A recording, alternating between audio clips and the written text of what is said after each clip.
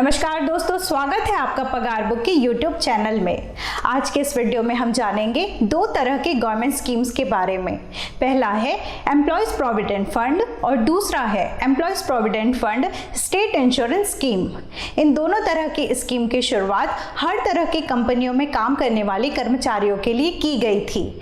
यदि आप भी इन स्कीम्स का लाभ उठाना चाहते हैं तो इस वीडियो को पूरा आखिर तक देखें। अब बात करते हैं ईपीएफ की। ईपीएफ में आपकी ही सैलरी से एक तय अमाउंट काटकर फंड के रूप में जमा किया जाता है।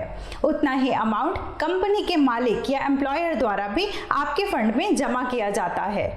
दोनों फंड को मिलाकर उसमें इंटरेस्ट रेट मिलाकर रिटायरमेंट के समय आपको सैलरी के रूप में दिया जाता है। ईपीएफ स्कीम के तहत कंपनी ज्वाइन करते समय यदि आपकी सैलरी 15,000 से कम है तो आप इस स्कीम का लाभ नहीं उठा सकते।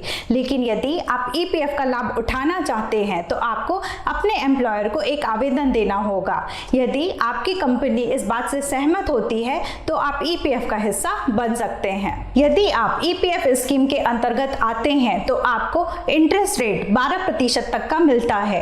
लेकिन यदि आपकी सैलरी 15,000 से कम है और आप ईपीएफ का हिस्सा बनते हैं तो आपको सिर्फ 8% तक का ही इंटरेस्ट रेट मिल सकता है। नए नियम के अनुसार आप चाहें तो ईपीएफ का इस्तेमाल घर लेते समय डाउन पेमेंट के लिए कर सकते हैं या अपनी जरूरतों के लिए ईपीएफ को समय से पहले भी निकाला जा सकता है।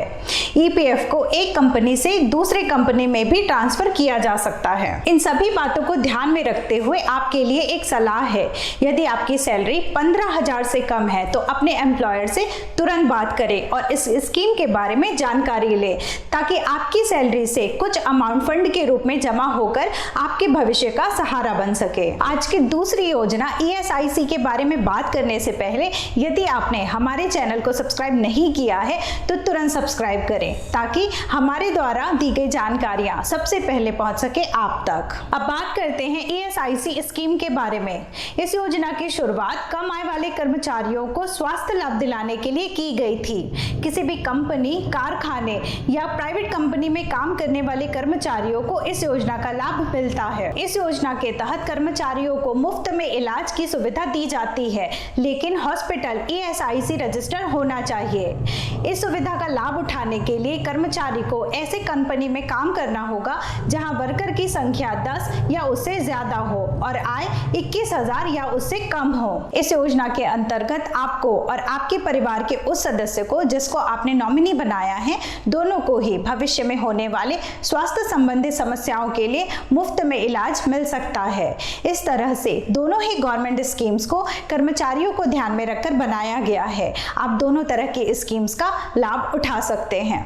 यदि आप भी इसी तरह की कंपनी में काम करते हैं और ईएसआईसी स्कीम का हिस्सा नहीं है तो इस बारे में अपनी कंपनी से बात करें। वो आपसे एक फॉर्म भरवाएंगे जहां आपको और आपके परिवार के एक सदस्य को नॉमिनी बनाया जाएगा। इसी तरह की फाइनेंस से जुड़ी खबरों से रूबरू रहने के लिए और ज्यादा से ज्यादा जानकारी प्राप्त करने के लिए हमारे चैनल को सब्सक्राइब करें।